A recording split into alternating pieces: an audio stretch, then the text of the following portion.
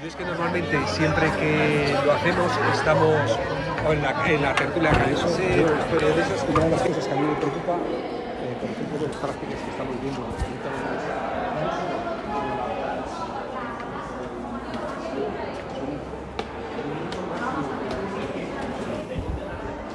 somos completamente nosotros. Y no solo el profesorado, sino es nada, es como si siguiéramos hablando en torno a la educación pública, que es un poco la idea que defendemos. Entonces, que lo vamos a plantear y mantener ahora en la conversación.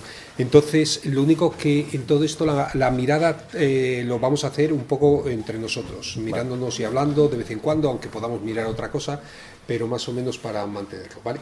Pues cuando quieras, lanza tu pregunta incómoda, querido, bueno, que decimos. Pero, Enrique, entonces, a ver si podemos hablar un poco sobre la responsabilidad de los docentes y las docentes. Ayer estuvo una madre representando a la Asociación de Padres y Madres en este caso de Cataluña, y estuvo explicando un poco cómo se han movilizado contra las reválidas en este caso, han hecho un boicot, en fin, ha sido una propuesta de insumisión civil en este caso, frente a unas políticas educativas que son de carácter fuertemente neoliberal. Y aquí en Granada hemos vivido también este trimestre la situación en los colegios públicos rurales, donde las AMPAs que estaban concernidas por los recortes también decidieron no llevar a sus hijos e hijas a las aulas y hacer también un proceso, por lo tanto, de sumisión, reivindicando, digamos, más inversión en las políticas educativas públicas. Hemos vivido y estamos viviendo una década de recortes. En todo esto, ¿qué pensáis que los y las docentes podrían o podrán hacer? ¿Qué creéis que es lo que no han hecho lo suficiente y qué creéis que está en su mano un poco para poder cambiar esta situación? Pues fíjate, yo la primera experiencia que he tenido en eso es cuando se puso en marcha la LOMCE.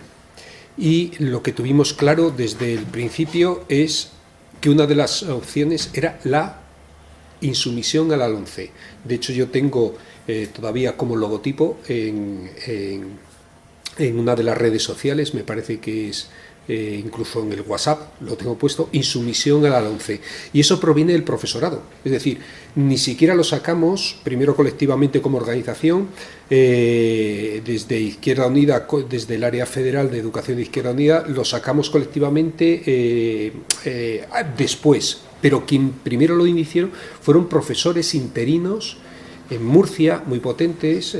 Vinapod sacó un manual de insumisión a la LOMCE, donde planteaba una serie de medidas que luego cogimos y utilizamos con su consentimiento y su apoyo, de hacer un decálogo de insumisión a la LOMCE. Decálogo de medidas tan concretas, efectivamente, como no participar en las reválidas, como no admitir el modelo que se estaba implantando, con medidas concretas y particulares. ¿La experiencia cuál ha sido? Bueno, pues yo creo que ha sido un poco como la que yo tuve cuando fui insumiso a la mili. Es decir, que éramos minorías, que alguien dijo después, bueno, es que el movimiento de objeción de conciencia y de insumisión consiguió erradicar la mili. No, fue Aznar en su momento, que tenía interés por una serie de cuestiones más de tipo económico, que la eliminó. Pero yo creo que sí es simbólico, y entonces lo que están haciendo en Cataluña las familias de hacer medidas de oposición, al menos da una imagen de no estar siempre permanentemente como que desde la administración te ponen una ley y la comunidad educativa la asume porque no le queda otra. Y yo sí que creo que debemos participar más activamente el profesorado. Yo digo que esto surgió del profesorado, ahora lo están haciendo las familias y que deberíamos volver a retomarlo, porque yo ahora lo que sí veo a nivel estatal en general es que hay como una especie de stand-by de los movimientos sociales, y en concreto de la Marea Verde, por ejemplo, que fue uno de los grandes movimientos junto con el resto de mareas, la Marea Violeta, la Marea Granate, la Marea por la defensa de la escuela, de la sanidad pública también, que ahora mismo prácticamente se mantienen como una situación de espera sin que les vea como un activismo. No sé si aquí tú lo estás viendo igual. Sí, yo al respecto realmente tengo mucha esperanza, porque como bien has comentado ahora últimamente en la última idea, el movimiento de mareas por la educación pública, que comienza cuando empieza a debatirse la LOMCE. Ahí se establecieron unas redes, una sinergia de lucha, de protestas, incluso muchos docentes que no habían estado en la lucha colectiva, sobre todo en la militancia, ¿no? Y en las protestas. Y claro, ahí se articularon en todo el Estado una serie de protestas que tenían como emblema la derogación de la LOMCE y, sobre todo, la lucha contra la privatización y el neoliberalismo. Y dentro de eso entendieron que la herramienta concreta para luchar contra ello era lo que se denominó las reválidas, ¿no? Que son pruebas de evaluación estandarizadas y cómo se articularon desde ahí. Pero una de las cosas muy claras es que también las leyes educativas, como se ha demostrado, funcionan o no funcionan dependiendo de cómo la trabaja la docencia en las aulas, ¿vale? Y es lo que se entiende en la literatura con el concepto de enactment, como esos procesos de cómo se recontextualizan las políticas dentro de los espacios. Entonces, si el profesorado tiene muy claro cuáles son los axiomas en defensa de lo público, en contra de la privatización, ¿vale? En contra de las lógicas de desigualdades que producen las políticas neoliberales, puede hacer procesos de resistencia para luchar y no llevar a cabo una ley educativa concretamente. Y esto es interesante porque, sobre todo, lo que están estableciendo ahora mismo las familias, en Cataluña sí que es verdad que la FAPAC ha generado un proceso de resistencia a la evaluación estandarizadas, con lo que han denominado un boicot, pero también se han llevado en Galicia, se han llevado en Andalucía, y vienen esos procesos de resistencia que unifican las familias, también vienen de la mano de las mareas por la educación pública en todo el Estado. Y es interesante cómo en el contexto chileno, que hay algo similar a lo que se está intentando hacer aquí, de boicot a las pruebas estandarizadas, que se denomina el movimiento Alto al SINCE. Y el Alto al SINCE es un movimiento de resistencia contra las pruebas SINCE, que son similares a las de PISA, en el contexto chileno, pero es muy interesante allí porque allí vienen desde el ámbito académico. Las generaron académicos, estudiantes de doctorado, de posgrado, que estaban en diversas universidades, no solamente en Chile, fuera del contexto chileno, y establecieron esa sinergia con el profesorado, cosa que aquí a lo mejor no se están estableciendo de esa forma tan cercana, ¿no? Entre la academia y el profesorado. Entonces, esto es para decir que necesitamos un profesorado consciente de lo que está pasando, un profesorado que sea defensor de la escuela pública, pero a la misma vez que establezcamos esas relaciones entre la academia, el sindicalismo y la familia, ¿no? Una serie de ejes que establezcamos protesta en defensa de lo público. Claro, el problema que yo veo aquí ahora mismo es que aquello que fue las mareas en defensa de la educación pública prácticamente fueron traicionadas. Fueron traicionadas, ¿por qué? Porque hubo un compromiso muy claro de la mayoría de los partidos políticos de ámbito progresista, que fueron los que, por decirlo así, los partidos políticos en España de la moción de censura, que firmaron que la primera medida que llevarían a cabo si gobernaban era derogar la LOMCE, algo que han incumplido. Entonces es como una sensación de impotencia y de impunidad. Impotencia diciendo todas las luchas que hemos desarrollado, que se iban a plasmar, que se habían comprometido aquellos que nos representan, no se han llevado a cabo. Entonces es como una sensación de impunidad, de que no pasa nada aunque nos traicionen. Y eso ha bajado muchísimo la lucha, porque es verdad aquel lema que se decía en el 15M de la maestra al maestro luchando también está enseñando, y yo creo que es lo que tú decías justamente, que las mareas verdes desbordaron incluso a los sindicatos, porque era mucha gente que no estaba ni siquiera en sindicatos ni en partidos políticos, pero que estaba luchando en defensa de la escuela pública, y todo eso se ha ido reduciendo y desgastando progresivamente por esa situación. Entonces, claro, una de las cosas que quiero aclarar siempre es que no podemos convertir a las víctimas en culpables, es decir, el profesorado es en muchos casos víctimas de esta traición política de aquellos y aquellas que se comprometieron a algo y no lo han cumplido. Y es un elemento fundamental derogar la LOMCE. Y lo que yo veo de cara un poco al futuro es que nos están diciendo no vamos a derogar las reformas laborales, sino las cuestiones más lesivas de esas reformas laborales. Pasa lo mismo en educación. No vamos a derogar la LOMCE, sino que vamos a hacer una reforma de lo más lesivo. Oiga, pero si es que es el modelo. El modelo que hay detrás de la LOMCE ya estaba en la LOE.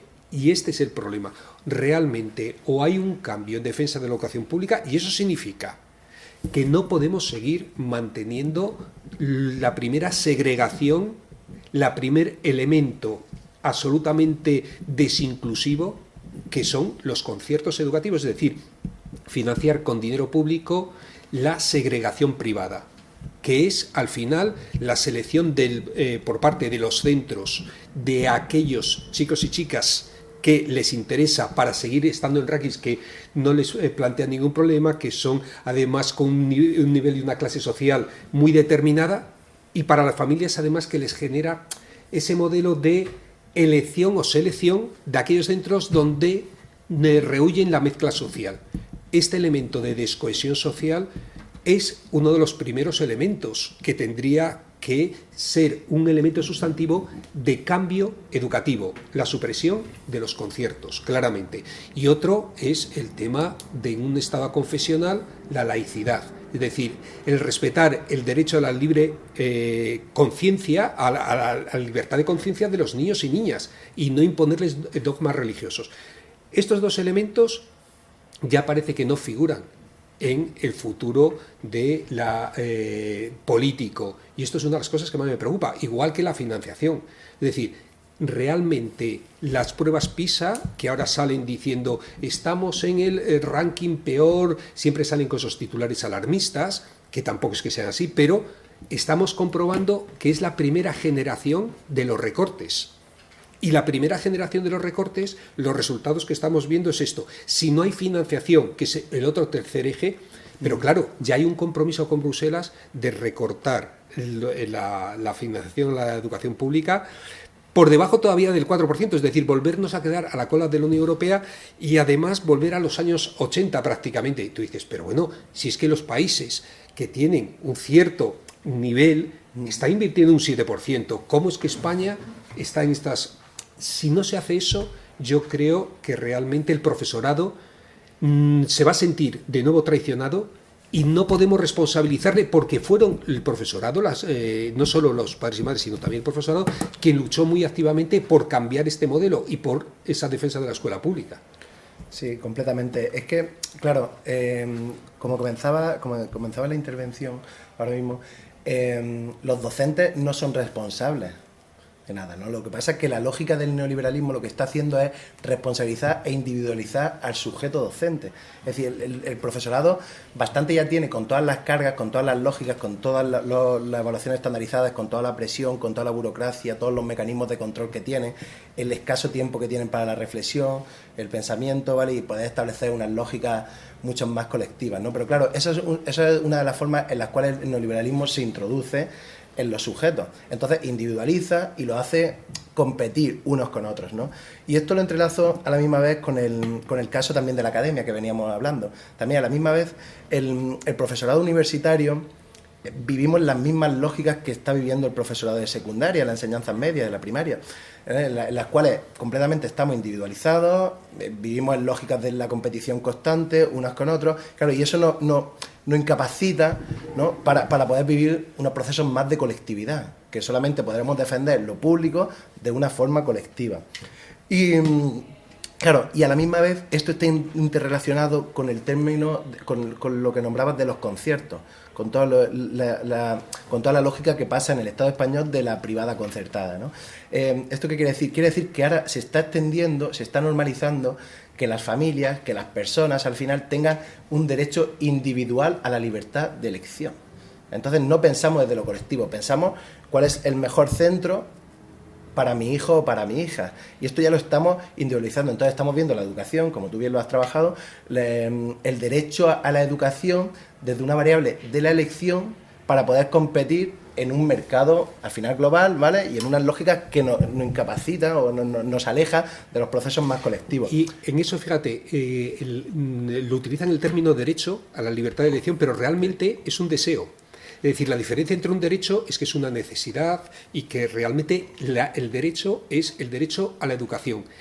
El deseo personal es que mi hijo o mi hija esté solo con los de su clase social, no esté en determinados centros educativos, es decir, esa selección. Y eso no es un derecho. De hecho, el Tribunal Constitucional estableció que Una cosa es el derecho a crear centros educativos del artículo 27 de la Constitución y otra cosa es que tengamos que financiar entre todos y todas los deseos particulares tuyos, las elecciones particulares tuyas. Sí, pero bueno, y como ya sabemos bien, dentro de todo el campo de la política educativa y la sociología de la educación, si hay algo demostrado en las investigaciones, en toda la literatura científica, es que los procesos de libertad de elección, todos los mecanismos de lo que se ha denominado en la literatura como cuasimercado, producen segregación escolar, ¿vale? Y desigualdades. Eso es un elemento clave, ¿no? Lo único aquí que también se ha demostrado cómo las clases medias utilizan el capital cultural que tienen y el capital social para poder diferenciarse, ¿vale? de otras clases sociales. Ese es un elemento esencial. Pero claro, también hay que nombrar aquí lo que pasa en el contexto del Estado español, que nosotros lo sabemos que es paradigmático en comparación a lo que pasa en la arena global, en la política educativa global. Porque somos una anomalía. Claro, por eso misma que es algo paradigmático la relación que tenemos aquí con la privada concertada en relación a la pública. No, porque claro, sabemos que el Partido Socialista, con el Obrero Español, con la Ley Orgánica del Derecho a la Educación, la LODE del 85, creó esta serie de conciertos, ¿no? Y esta lógica tridimensional de la privada, la pública, la privada concertada. Felipe González fue quien asentó realmente el modelo de conciertos, claro. Y fue una voluntad política suya. Y ahora parece que ya no se puede defender otra cosa distinta. Entonces los partidos políticos están dejando de defender la escuela pública, ¿vale? Y criticar completamente la escuela privada concertada por los votos que van a escoger, ¿no? O sea, es un miedo al electoralista, ¿no? Entonces, sí. desde ahí lo tenemos muy claro. Pero como bien sabemos nosotros que nuestro colega Antonio Piñao ahora ha trabajado un texto muy reciente en el cual ha reflexionado sobre la última sentencia del Tribunal Constitucional. El Tribunal Constitucional ha avalado de los 7 jueces que había, 4 están a favor de que la escuela privada concertada pueda segregar por diferenciación de sexo. Y eso ahora, el dinero público se va a llevar a cabo para poder establecer escuelas diferenciadas de sexo, porque lo que han leído los jueces han dicho, bueno, mientras que el currículo sea similar para niños y para niñas, que no hay diferenciación de materia, si los padres o las madres, las familias tienen el derecho y quieren elegir una escuela diferenciada y segregada, los tenemos que avalar porque el artículo 27 de la Constitución avala el derecho a la libertad de elección. Pero ya sabemos que eso es una interpretación... Claro, pero es que además el derecho a la educación no es el derecho de un padre o una madre. El derecho a la educación es el derecho del niño o de la niña, al margen de la ideología del padre o de la madre, que tiene una ideología del Opus Dei y creen que si un niño de 12 años está al lado de una niña de 12 años la va a tener relaciones sexuales, eso es su problema concreto, y eso no le puede impedir a un niño y una niña estar en el mismo aula y convivir, porque eso es el modelo social que tenemos, porque están rompiendo la cohesión. Por lo tanto, está claro que los jueces tienen ideología y que traducen las leyes a su ideología, pero además es que las propias leyes tienen ideología, y la ley que hemos adoptado de forma actual, una ley de igualdad, está por encima de otras leyes que puedan ser de tú eliges o decides de un padre o una madre, que no hay ninguna articulación que establezca esto, de decir que si un padre o una madre decide que la educación de un niño o una niña tiene que ser una educación nazi o fascista, entonces eso también vamos a financiarlo además públicamente. Ya no solo es que se cree que tiene derecho a crear un centro educativo, cosa que yo cuestionaría si hubiera esa ley.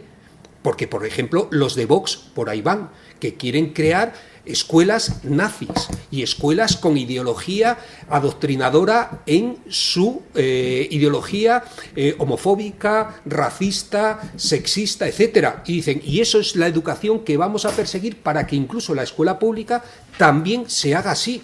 Mire usted, esas leyes hay que cambiarlas, pero aparte de eso hay que educar a los jueces y a las juezas en esas ideologías y decir, mire usted, si no tiene formación, como ya se ha establecido, en igualdad, si no tiene un mínimo de equilibrio, usted no debería ser juez o jueza. Claro. Eso está claro. Sí, concretamente en esta sentencia, y me llama la atención que lo nombres así, ¿no? Porque dentro de la Universidad de Granada había uno de los jueces que viene del Opus Dei, ¿no? Y es el que ha avalado que la escuela diferenciada por razón de sexo esté pagada con dinero público. Eso en cualquier contexto es una anomalía. ¿vale? Y aquí se va a naturalizar porque es una aberración. Una aberración completamente, claro. Pero claro, se avala, la defensa es el derecho a la libertad de elección de la educación moral y religiosa de sus hijos y de su hija, que lo avala la Constitución española. Pero claro, si nos damos la vuelta y nos vamos a cartas magnas como la de los derechos humanos y los derechos del niño, ahí habría una reinterpretación de los hechos. Pero claro, como a la misma vez se avala siempre el derecho a la libertad ante todo lo demás. Pero hay una cuestión básica. Lo que dice la Constitución, a pesar de que yo no comparto muchas de las cosas que dice la Constitución y que habría que reformarla efectivamente o cambiarla, por supuesto, y que no es palabra de ninguna divinidad, una de las cuestiones que dice es que los padres y madres tienen el derecho a elegir la libertad con libertad la educación moral y religiosa, pero no que esta tiene que ser ni en la escuela ni que tiene que ser financiada públicamente. Es decir, lo lógico, y yo como católico practicante lo digo así, hoy lo primero que he hecho esta mañana, ya le decía, era ir a misa, porque además aquí en la Catedral de Granada solo puedes entrar si vas a misa, porque si no tienes que pagar en un espacio público que lo hemos construido entre todos y todas. No solo no les cobramos el alquiler a quienes lo usan, sino que además tenemos que pagar la ciudadanía por utilizar algo que es de todos y todas. Bueno, pues como católico practicante yo digo, la religión no puede estar en la escuela.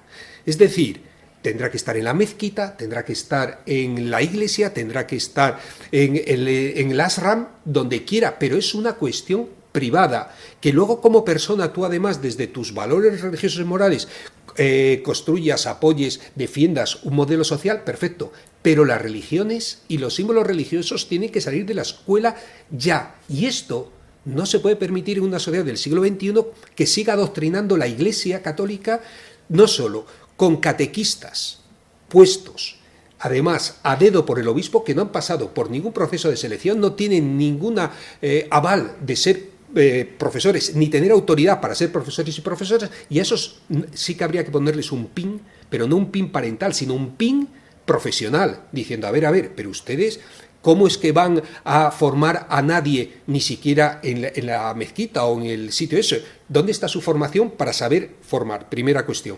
Pero aparte de eso, es 6.000 millones de euros que damos a la Iglesia Católica con este asunto permanentemente, que el 63% de los colegios privados concertados están en manos de los curas y las monjas, de la jerarquía católica, y además que lo que se está impartiendo en esas asignaturas es dogmas que cuando tú seas adulto, de forma personal, podrás entender, desarrollar o no sé qué, pero como niños y niñas pequeñas, hablarles de Trinidad, de no sé qué, pero no tiene ningún sentido. Pero si es que además ya damos religión católica en todas las demás asignaturas.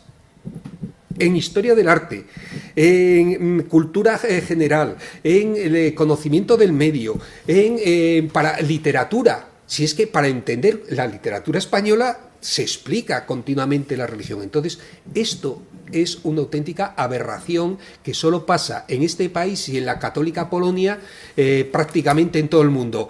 Y dices, bueno, ya estamos en el siglo XXI, estamos en un estado confesional, podríamos evolucionar un poquito. Bueno, pues no hay forma de derogar los acuerdos con el Vaticano, el que reconozca como Estado, que son además una herencia de la dictadura franquista. Y dices, ¿todavía una dictadura sigue manteniendo sus raíces en la escuela pública? Sí.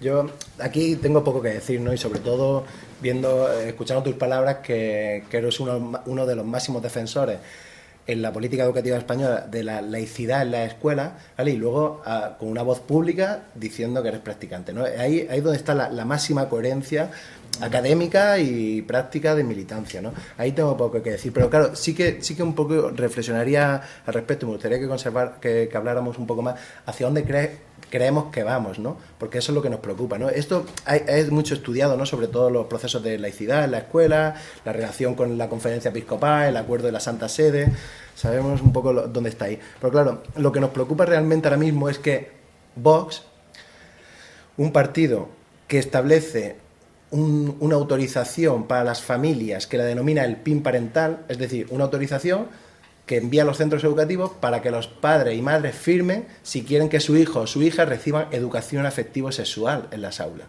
Es decir, lo que está abogando la extrema derecha es decir, usted enseñará a mi hijo los contenidos, es decir, enséñale buenas matemáticas, buena lengua y buenas ciencias, ¿vale? Con contenidos fuertes, que los valores se los enseño yo en mi casa, ¿no? Entonces vamos a ese proceso otra vez de retroceso de la razón técnica e instrumental, incluso las pruebas PISA, que salieron ayer los resultados, esta mañana está leyendo la prensa y ya van alegando que realmente los malos resultados de las pruebas PISA es porque el profesorado no se dedica a dar buenas matemáticas y por lo tanto necesitamos más especialistas de matemáticas. Es decir, necesitamos menos valores en la aula, lo quieren decir así de forma rápida, y necesitamos más contenido científico, ¿no?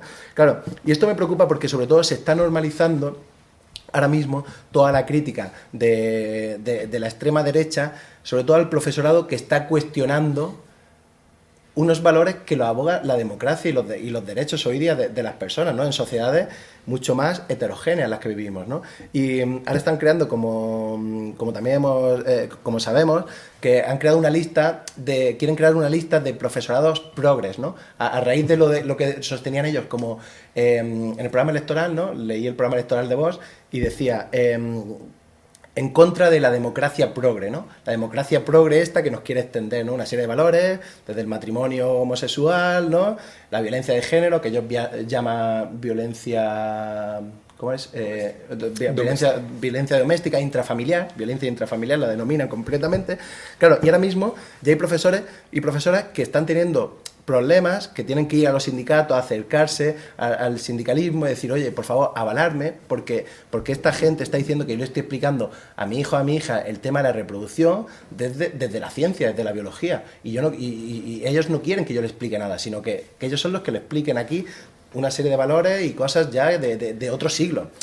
Están entrando en un proceso que además es un poco la línea de Steve Bannon asesorando a Trump en Estados Unidos, que es vamos a dar golpes de Estado tipo lawfare, es decir, utilizando los instrumentos jurídicos. Entonces, vamos a denunciar, y Asociación de Abogados Cristianos denuncian a profesores y profesoras porque en sus clases se da educación sexual. Vamos a acosar al profesorado para que tenga miedo y entonces tenga que asistir a los sindicatos y refugiarse. Vamos a crear procesos judiciales donde se diga que están adoctrinando. Entonces vamos a crear toda una mentalidad colectiva de miedo, como se hizo, acordaros, después de la dictadura fascista. En el momento que ganó el bando de los militares alzados que dieron el golpe, terror y temblor. Lo hicieron aquí en España y entonces hicieron una depuración de todos los maestros y maestras. Esto es lo que quieren hacer vía lawfare, es decir, vía golpe blando. Y están haciendo un proceso donde yo me encuentro, efectivamente, como tú acabas de decir muy bien, con profesores y profesoras que empiezan a tener miedo de educar. Cuando siempre hemos defendido que la educación es política, es decir, que cualquier elemento que tú trabajes, lo trabajas desde una opción social y un modelo de ser humano. Desde las matemáticas, la lengua, cualquier contenido no está ajeno al mundo vital. Primera cuestión. Segunda cuestión. La pregunta que nos tenemos que hacer es, ¿no habría que ponerles un pin mental a los de Vox? Es decir, tenemos que pedir y exigir un pin mental. Esta gente no está capacitada para pensar y además yo no les considero un grupo político, sino les considero una horda fascista, organizada, que va a tener muchas repercusiones en el futuro porque están conectando con el rencor de mucha gente que, por una parte, se sienten los perdedores de la globalización porque les han saqueado con una impunidad total, ha habido corrupción y no pasa nada aquí en este país, se sienten conectados con gente que toda la vida fue educada en un modelo machista y ahora que empieza a haber algo de igualdad y tienen que perder algún privilegio, se sienten criminalizados. Empiezan a conectar con lo más bajo, lo más biológico, lo más emocional y además con los elementos casi de tipo motivo, que es o conmigo o contra mí, o del Barça o del Madrid, que nos rompen España, la bandera, todos los elementos emocionales y entonces, ¿con quién captan?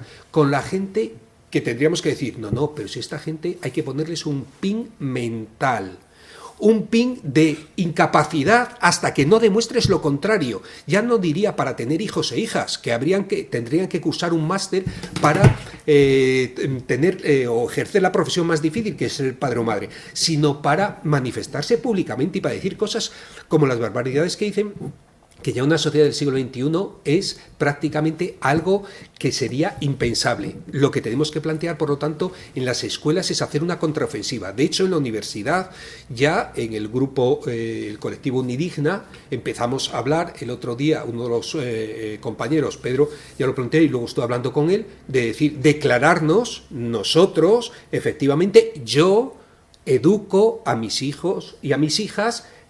Sí, pero también educo a mis alumnos y a mis alumnas exactamente igual desde unos valores y desde unos principios del feminismo, de la igualdad, de la solidaridad, de la justicia. Y esto es una de las reivindicaciones que tenemos que empezar a hacer también desde la academia, es decir, de implicarnos personalmente y empezar a denunciar que estos grupos no pueden amedrentarnos. Es lo que hicieron en su momento, pero lo que están volviendo a hacer ahora mismo, de generar la política del miedo, el gobierno por el miedo. Y de hecho lo están implantando aquí en Andalucía, pero en todo el Estado. Sí, sí, es curioso porque aquí en Andalucía, que sabemos que fue el primer gobierno, en el primer gobierno en el cual entran, ¿no?, haciendo lo que se ha denominado el trifachito, claro, aquí ya en el programa, en el acuerdo de mínimos que establecía Vox como exigencia, hablaban de escuela pública, escuela privada concertada, escuela privada y escuela diferenciada. Una nueva ley, o sea, una nueva dimensionalidad de centros educativos avalado por la Consejería, es decir, que la Consejería avalara esta escuela diferenciada por razón de sexo, ¿no? Y claro, y esto se puede naturalizar, es un discurso que se naturaliza, que se establece con un acuerdo político, que se firma, que lo apoya una parte muy fuerte de la ciudadanía, claro, y luego a la misma vez se está introduciendo un miedo, como bien nombra, desde el profesorado, claro, porque yo entiendo que quieran tener su trabajo y tal, y no hay que responsabilizarlo allí, pero nos tenemos que responsabilizar nosotras, nos tenemos que responsabilizar desde la academia, realmente, claro, y estos procesos de miedo, de intentar ser agentes mucho más objetivos, ¿no?, en el que no saquemos nuestra ideología a la luz, ¿vale? Estos son lógicas al final de la individualidad, ¿no? Porque como bien has dicho, y eso lo tenemos muy claro, la educación es política. No hay otra arma, y esto son relaciones de poder en el cual siempre hay una serie de valores que apoyamos unas cosas u otras, o apoyan la escuela pública o apoyan la escuela privada, ¿vale? Entonces tenemos que ir a un binarismo, hay que regresar un poco a un binarismo muy claro a dónde estamos, o apoyan la colectividad o apoyan la individualidad, ¿vale?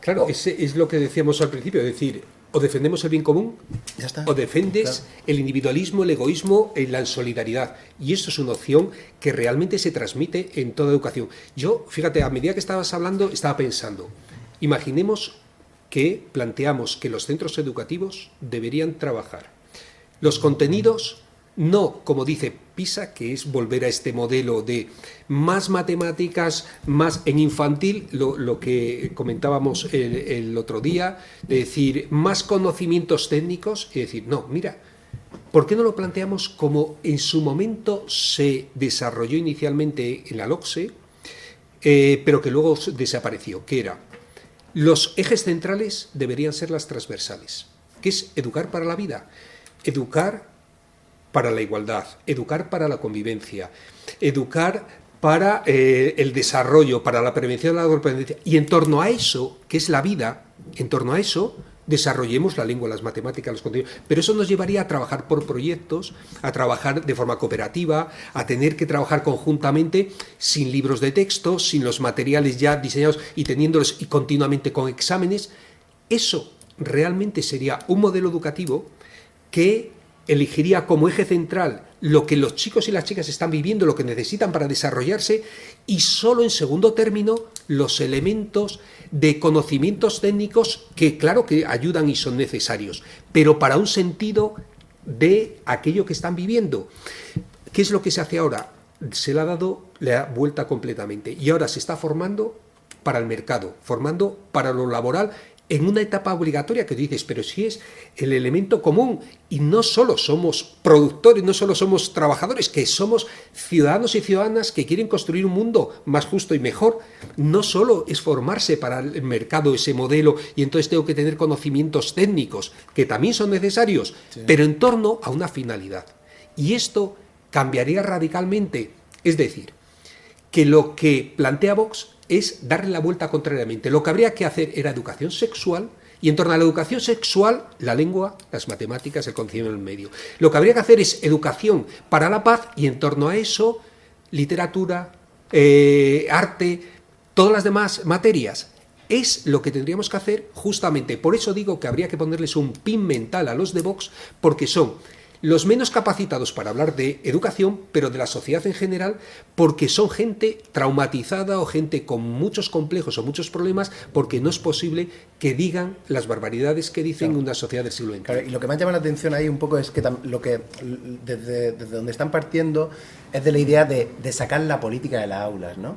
Es decir, sacar la política de las aulas a raíz de la lógica del miedo. Un matiz es meter mi política y sacar la que no comparto yo. Pero claro, eso sabemos, el resultado sabemos cuál es, ¿no? Porque sabemos que la educación es política y la política es educación, ¿no? Y no podemos eliminar, son elementos simbióticos, pero claro, ellos están diciendo, no, la educación está muy politizada, ¿vale? En Cataluña adoctrina, ¿vale? Nosotros no adoctrinamos, ¿no? Nosotros queremos una educación neutra, ¿no? Con contenidos más católicos, claro, los toros, eso no adoctrina, ¿no? Con los valores de toda la vida, conservar lo decir, nuestro, ¿no? Claro, ese es el matiz que a mí me parece tan interesante que tú decías. Lo que queremos es adoctrinar en los valores que nosotros defendemos, porque lo otro decimos que es adoctrinamiento cuando se habla de que la Tierra es redonda, que se habla que Dios es cuestionable, eso es adoctrinar. Dices, oiga, que la ciencia es adoctrinar. Sí, la ciencia es adoctrinar, el cambio climático no existe. Eso es adoctrinar. Lo mío, decir que los toros es un arte, matar a un animal, lo militar y meterlo en la escuela, eso es fundamental. Eso es que ellos consideran que su adoctrinamiento, eso es lo que hay que educar, porque esa es la educación neutral. Claro, pero el problema es que no están habiendo voces realmente de la academia que estén diciendo la repolitización que tenemos, ¿no? Porque ellos venden la idea de saquemos la política de las aulas, ¿no? La política progre, ¿no? De los profes progres, de los profes feministas, de los profes anticapitalistas, de los profes defensores de lo público y a favor de la igualdad, etcétera, etcétera. Claro, y como nosotros bien sabemos, esto es, o sea, sabemos que sacar la política de las aulas es una politización muy concreta y es una politización que el significado final es la despolitización de los docentes y de la ciudadanía. Y ya sabemos que no hay nada más político en la vida que despolitizar a la ciudadanía. Claro, por esa misma razón necesitamos un colectivo, un profesorado crítico, unos académicos críticos, ¿vale? Familias críticas que aboguen por defender una política, pues la igualdad, un acuerdo de mínimos, la igualdad, una escuela feminista, una escuela ecologista, una serie de mínimos que nos van a venir bien para toda la sociedad, ¿vale? Es que eso no es debatible, esos son los acuerdos de las grandes castas de derechos humanos, ¿no? Ahí es donde va. Y luego, por otro lado, claro, esto viene una lógica, ahí tenemos que pensar, para llegar a eso tenemos que pensar de forma colectiva, y es lo que sabemos que el neoliberalismo completamente se introduce en nuestra psique y nos individualiza más y más y más. Y más sobre todo con la idea del emprendimiento, ¿no? Cómo nos sostenemos completamente como si fuéramos jefes y jefas de nuestra propia empresa, ¿no? Y somos sujetos individualizados, competitivos, ¿no? Que en vez de emprendimiento ya estamos llegando, hablaba al alumnado que en vez de emprendedores somos ya emperdedores, ¿no? El alumnado estamos viviendo en toda esa lógica. Y de hecho el término que a veces se utilizan es emprendedores. Emprendedores. Porque es que vives ya, o naces ya debiendo y mueres debiendo porque has sido incapaz ya de devolver todos los préstamos que tienes que pedir para estudiar en la universidad, la burbuja universitaria ahora en Estados Unidos es mayor, es decir, todo un proceso donde además ya te inserta en el mercado, es decir, ya aprendes el modelo de que para conseguir, y te cambia la mentalidad, porque ya la educación no es un derecho, es una inversión, y para conseguir que tenga resultados rentables esa inversión, tienes que invertir mucho y te tienes que endeudar. Y claro, los bancos han visto una oportunidad de oro, una ventana de oportunidades enorme para decir esto, porque además son préstamos que respalda el Estado. Es decir, si no los pagas, ya los pagamos entre todos. Al final, la banca siempre gana en este asunto, y los chavales lo que aprenden es a endeudarse. Y claro, ¿qué ramas cogen entonces si te vas a endeudar? ¿Vas a coger una rama que no tiene filosofía, que posiblemente no tiene tanta salida laboral y además rentable como aeronáutica? No, tú vas a coger determinadas ramas, pero después si coges medicina, te vas a especializar en medicina de familia. No, hombre, porque si tienes que devolver una deuda tan gorda, ¿en qué te especializas? En cirugía. Pero una vez que te has especializado en cirugía, luego te pones a trabajar a destajo. Y trabajas a destajo siendo muy sumiso, porque si no, te echan y no puedes devolver la deuda. Es decir, te están educando en todo un proceso de sumisión, adaptación al sistema permanente, que es el gobierno por la deuda, que se hace con los planes de ajuste a nivel mundial, a nivel de países, del Fondo Monetario Internacional. Aquí se hace a nivel micro, a nivel educativo. Lo están aplicando de la misma forma en el mundo educativo. Sí, el concepto de la deuda quizás es de lo más relevante en relación a las formas de gobierno que hemos vivido en la última década, ¿no? Porque claro, desde la última crisis económica del capitalismo global, ¿no?, la de 2007-2009, esta crisis lo que hizo muchos estragos, ¿no?, y hizo muchos cambios en relación a los sistemas del capitalismo, ¿no? Ya sabemos que cada vez que viene una crisis económica se cambian las formas de gobierno, las formas de producción del capital. Pero claro, una de las claves fue el tema de la deuda que tú sostenías, ¿no? Es decir, ahora, por eso, en esta lógica se vio que el Estado no es débil, sino un Estado es fuerte, porque es un Estado fuerte que avala a los bancos. Entonces, salva a los bancos y endeuda a la ciudadanía.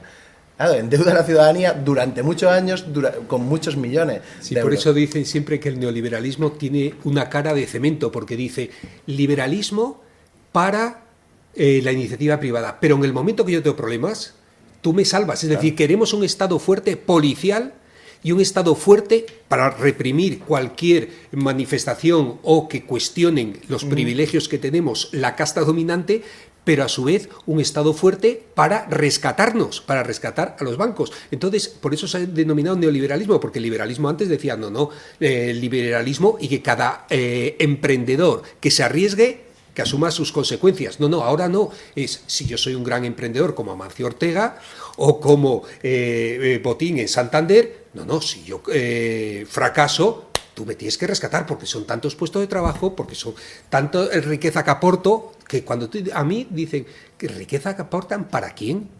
Cuando se dice aquí en Granada, bueno, vamos a hacer estas fiestas de Navidad y vamos a poner luces y tal, porque eso va a traer más riqueza a la ciudad. Digo, bueno, será más riqueza a los hosteleros, que son los que más explotan al personal laboral, será a los comerciantes, que son los que más precarios tienen a la gente que trabaja. Entonces, esos modelos que además cuando el gobierno va luego a otros países y dice, no, porque vamos a desarrollar la industria y no sé qué, digo, bueno, vais a hacerle la cama a los industriales. Pero la clase trabajadora, ¿a quién representáis? Por eso siempre me pregunto, en estos modelos, cómo nos colonizan mentalmente incluso, y la gente lo asumimos con absoluta normalidad. Sí, me ha sacado a colación varios términos interesantes en el último momento, ¿no?, que yo creo que nos pueden servir un poco para ir cerrando. Y entonces, sobre todo era el tema de la deuda, ¿vale? Para profundizar un poco más, también Amancio Ortega y Botín, que has nombrado, y el tema de la colonización, ¿no? Yo creo que con esto ya acabaré y luego ya tú cierras, concluimos. No, pero un poco el tema de la deuda, claro, aquí se han visto estas nuevas formas de gobierno, ¿no? Ya sabíamos el Estado que era fuerte, el neoliberalismo era un Estado fuerte en la represión, en lo judicial, ¿no? Y el Estado siempre ha sido un Estado capitalista, ¿no? Desde que nace el concepto de Estado siempre se ha fundamentado en el capitalismo, claro. Pero aquí en estas nuevas formas de gobierno dice, endeudo a la ciudadanía, salvo a los bancos, y a la misma vez hay una serie de actores políticos privados que se aprovechan de esta situación en la cual hay una reducción en la inversión de lo social, es decir, cuando hay una crisis económica, lo primero que se reduce es en lo social, ¿vale? Y por lo tanto en educación, las políticas educativas y públicas en general.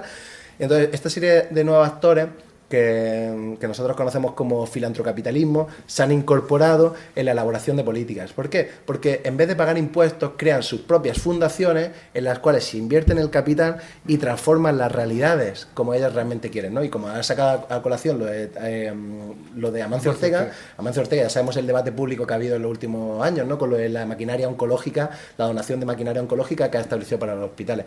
Claro, ha habido un debate ahí público, pero lo que hay que hacer realmente es que esa gente pague impuestos y luego la ciudadanía o los gobiernos decida dónde va, que puede ser a esa maquinaria que la ha decidido, muy bien, pero lo tenemos que decidir de forma democrática y para eso que paguen más impuestos y en vez de generarlo una fundación, que la ciudadanía decida, que decidan los gobiernos. Eso por un lado. Y luego el tema de la colonización también con PISA, eso es otro tema interesante, ¿no? Ahora los sistemas educativos a nivel global se centra únicamente o dan la mayor importancia a los contenidos lógico-matemáticos, lingüísticos y científicos, como denominan los STEM, que como se denominan desde la prueba de evaluación estandarizadas, lo que se entiende como PISA, son unas pruebas de evaluación estandarizadas que establece un ranking entre los países de la OCDE. Bien, entonces claro, aquí hay una nueva colonización del conocimiento, que es únicamente esta primacía de nociones, ¿vale? Y en el cual mediante las cuales, en estas lógicas, dejamos de lado otra serie de contextos, de contenidos, ¿vale? Intentamos imponer lo mismo que pasa en el contexto alemán, ¿vale? A lo que pasa en otro contexto de América Latina muy diferenciado. Es decir, estamos otra vez colonizando unas nuevas mentes que interrelacionamos con un nuevo imperialismo que es el neoliberalismo, ¿no? La globalización neoliberal y lo que todos ya sabemos. Pero yo simplemente me hago una pregunta. Si PISA realmente no sirve para mejorar los sistemas educativos, como han demostrado toda la sociología, ¿para qué seguimos gastando los recursos y presionando a las comunidades educativas, a los estudiantes y al profesorado para seguir con esto? Porque además al profesorado le está convirtiendo en un preparador de pruebas. Aquello que se hacía en segundo de bachillerato se está trasladando a cuarto de la ESO, a sexto de primaria, progresivamente hacia abajo. Y segundo, está con los chicos y chicas matando el deseo de aprender por afán de aprobar, porque además es que los centros lo quieren para estar en un ranking y entonces nos empezamos a comparar permanentemente y a competir unos con otros, ya no solo entre la pública y la escuela privada concertada, sino incluso entre la pública, y ya todo el mundo pone a la entrada de su centro: este es un colegio bilingüe, este es un colegio que tiene bachillerato internacional, este es un colegio de excelencia. Aquí no se admite gente que no esté en ese ranking. Y dice, pero bueno, la escuela no era justamente para generar mayor cohesión social, para dar posibilidades a aquellos que no lo tenían, a quienes tienen más dificultades, para dedicar más tiempo, más esfuerzo. ¿Dónde está la educación inclusiva? Si son medidas justamente que lo que llevan es a más segregación escolar. Y como tú muy bien antes decías, si algo ha demostrado las investigaciones es que la escuela privada concertada segrega a quien más lo necesita. Por lo tanto, es un elemento de cohesión social, es un elemento de selección y de creación de guetos. Es decir, mantiene y asegura los guetos escolares, tanto hacia arriba como hacia abajo. Y esto es justamente el modelo desinclusivo. Y por eso decimos que siempre toda educación es política, porque no hay neutralidad posible. O educas en la solidaridad y generas un modelo social de cohesión, o educas, como está educando fundamentalmente los actores políticos que crean centros de exclusión, centros concertados, centros separados por sexo, que está deseducando. Este es el gran problema que tenemos. Y este es el gran reto que tiene ahora el futuro gobierno aquí. Y dices, pero si tenemos al lado Portugal, que ha suprimido los conciertos educativos, ha suprimido la subvención pública a centros privados que eran concertados y no ha pasado nada. Ha mejorado la educación pública exponencialmente. Viendo cómo pasa en Europa, que somos una anomalía, hagámoslo. Es cuestión de voluntad política. Ya es hora.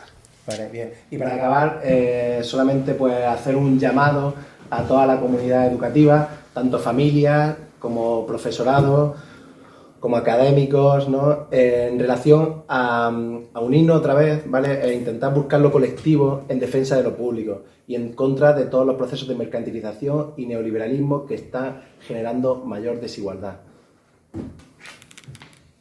vamos saliendo, que esta es la forma de ir cerrando y acabar. Pues nada, ha sido un placer.